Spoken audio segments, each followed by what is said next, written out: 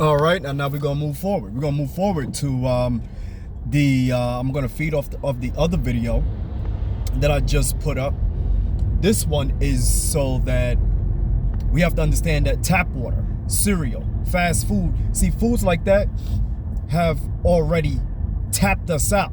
We tapped out. That's why they tapped the water, because the water is also a journey. This is what I was talking about with the people who understand food and regular food intake as journeying.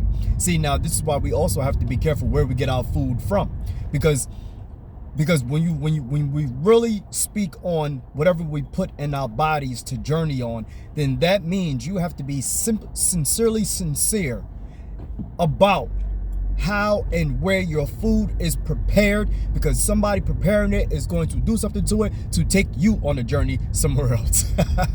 So now what I mean is that food is a journey.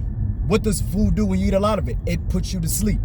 It puts you on a meditated, sedative sleep. So you're going to journey on thoughts that the food can conspire with whatever mood or circumstance or situation that you are currently in. It's the same thing when you're doing shrooms, sassafras, mushrooms, sassafras, or even iboga, which I'm gonna name those three, and marijuana.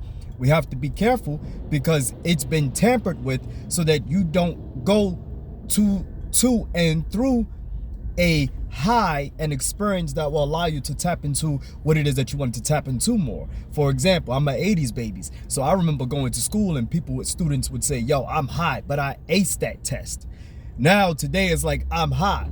Now today we see people rolling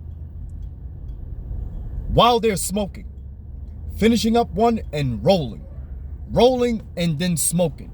Like, to me it's like, yo, dude, y'all ain't get there yet. So now it became a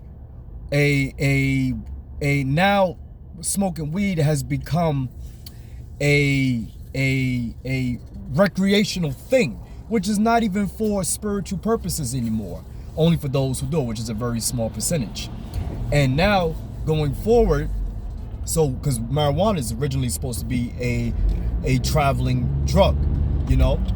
But when things are, so now this is the point I want to get to. So Western medicine. See, now in the West in which we live, where we live now, see, everyone is doped up. Alarm clock, doped up. Coffee, doped up. Get to work real fast. Adrenaline, doped up. You know, food, breakfast that hits the system. Doped up. You know, work, doped up. You know, lunch, doped up. Back to sleep. I did a coffee. Doped up. Yo, such and such, Mr. Parker, I need you to do this. Somebody's commanding you while you've been doped up. By the time you're on your way home, you doped. Now what do you do when you go home? You just want to what? Eat. You don't want to do no stress.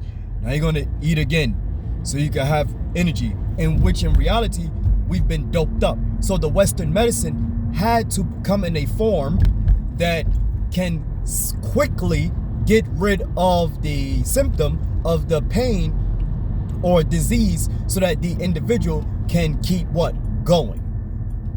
Dirt. So they had to keep going. So isn't that interesting? So now Western medicine works.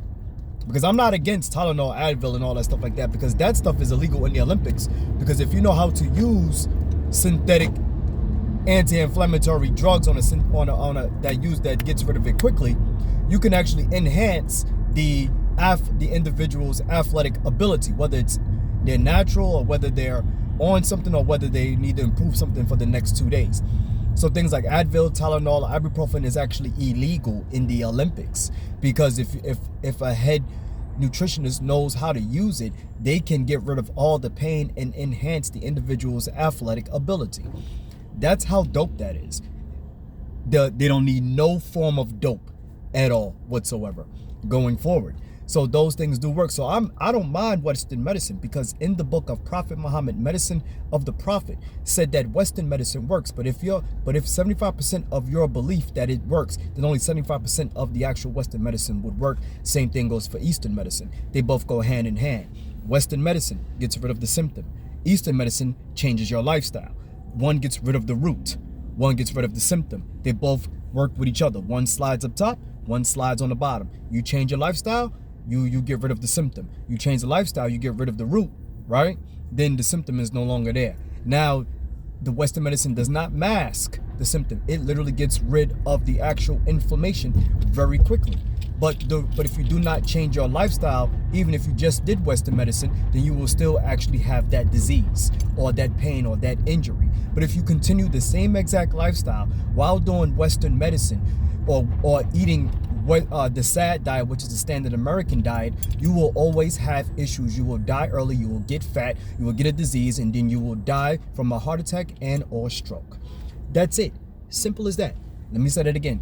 If you continue the same lifestyle that you have been living leading up to where you are now, right, and you still take westernized medicine, and you still eat the standardized diet, which is the standard American diet, which is this very sad diet, you will die from a heart attack or a stroke. So that's why they can do life insurance and say this is how many years you're going to live, and then you'll have this much money, your family will get this much money when you die because of your lifestyle that you chose to live every single day without knowing, and you had the actual knowledge to know that that standardized American diet is the one that was killing you, and your lifestyle along with it helped exponentially with the situation of the speeding of your death. So you're going to die of a stroke and a heart attack if you do not change the way that you live in America. That's your journey. All of these are journeys. See, now with the Schedule 1, Schedule 1, what makes the difference is it brings you immediately to your traumatic situation, which allows you to actually face your situation. And when you face your situation, guess what? You can actually tend to your situation. And when you tend to your situation, right, you have the option of taking it on or leaving it as it is. But if you leave it as it is, we know what will happen. You're going to still be in that problem. But now, right, you do these journeys and you tend to your situation accordingly, and you handle your situation internally, and you go on your journey. For those of you who are actually doing these journeys and working on yourself, congrats to you. You're going to live a very long time, a very healthy life. And I will see you at the age of, let's go to 300. I'll see you at the age of 300. Right now, we are dealing with this BS that the world has us, quote unquote, trapped in. But that's why Neo and his group in the Matrix had to consistently leave the society to go and what? Think. To go and what? Eat proper food. To go and what? Study the system so they can go back into the system, because they still needed the system so that their system can thrive, so that they can thrive, because at the time that they were in and out, right? They still had to depend on the system so that they can learn more about their own way of life and their purpose. This is heavy.